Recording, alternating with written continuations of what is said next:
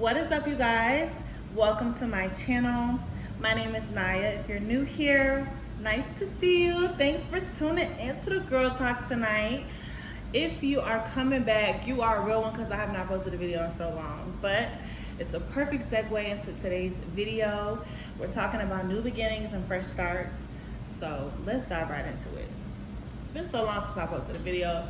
I'm a little rusty around the edges. Please forgive me, but I do want to start doing these girl talks a little bit more often to my channel. We're starting brand new, so it's okay. It's just us. Like, let's get into it, okay?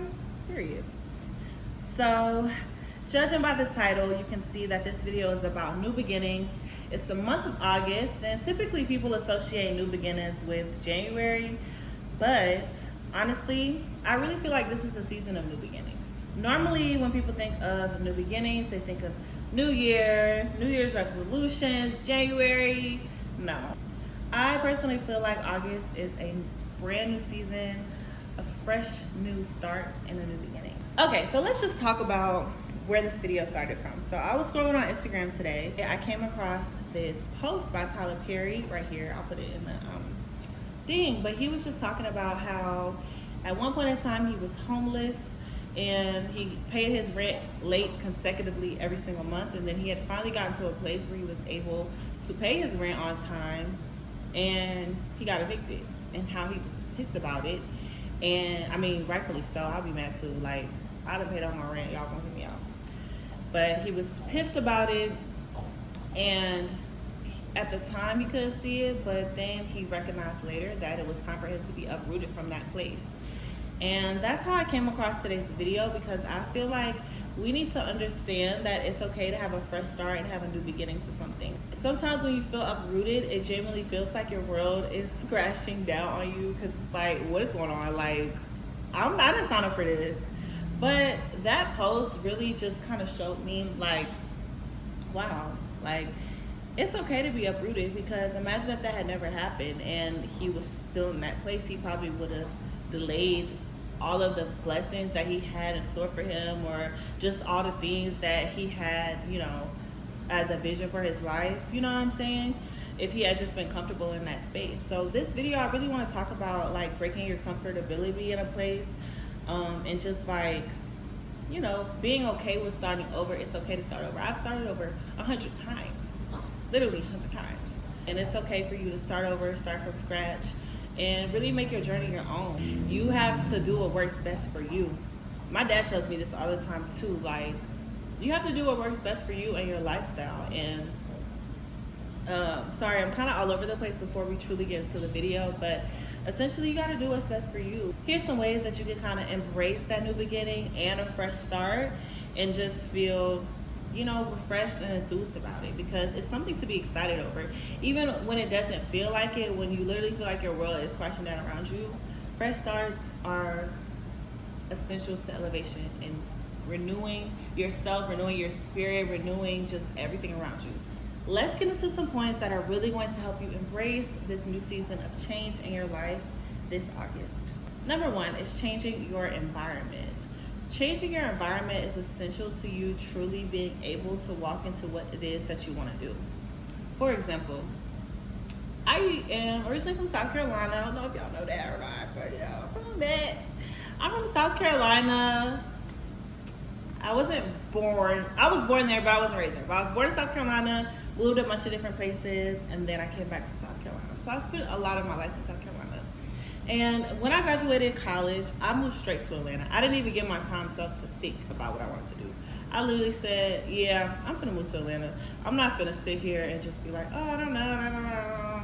No, I got up, saved, took my butt to Atlanta.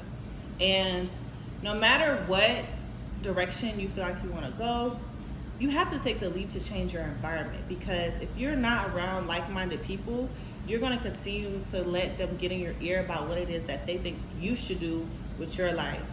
And one of my biggest things that I don't ever want to regret is being unhappy because I just did what everybody else said I should do with my life. Like, this is my life. I was blessed with my own life, and God gave me my own vision for me to be able to fulfill it. And it's up to me to do the decisions and make the decisions that I feel like are going to be in alignment with what God showed me. The things that God showed me might not be the same things that God showed you. So you staying in that place of being fearful because people are like, oh, you can't do this. This is going to happen if you move away. You don't have family. You can't do this. It's too expensive. You can't do this. How do you let other people tell you what you're going to do? Like, you have to do what it is that's going to be best for you and your situation and what you feel like is best. So change your environment, number one, is I think was the best thing I could have ever done. No matter how it looks sometimes or how the things that I don't like about it, I believe that you have to put yourself in situations that are going to make you uncomfortable, because that's when you're truly tested, honestly.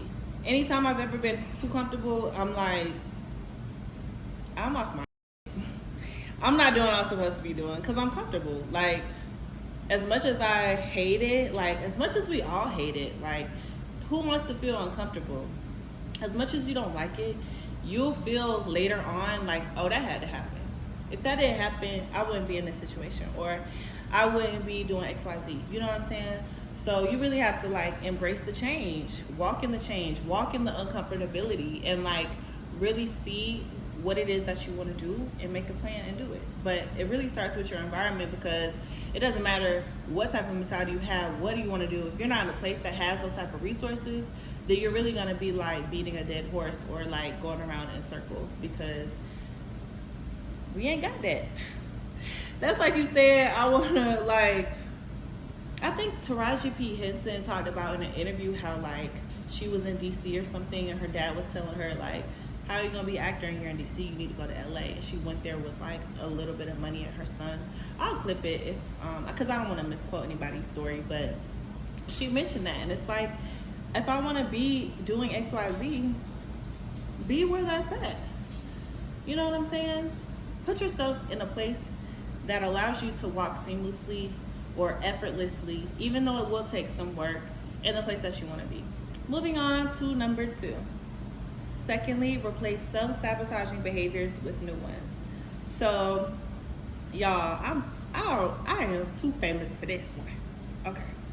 I'm too famous for this one because I'll be like, yeah, I'm going to wake up tomorrow at 5 o'clock in the morning and go to the gym, and then at 7 I'm going to eat breakfast, and then at 9 I'm going to pray, then at 10 I'm going to do this. And I literally be lying to myself, because for one,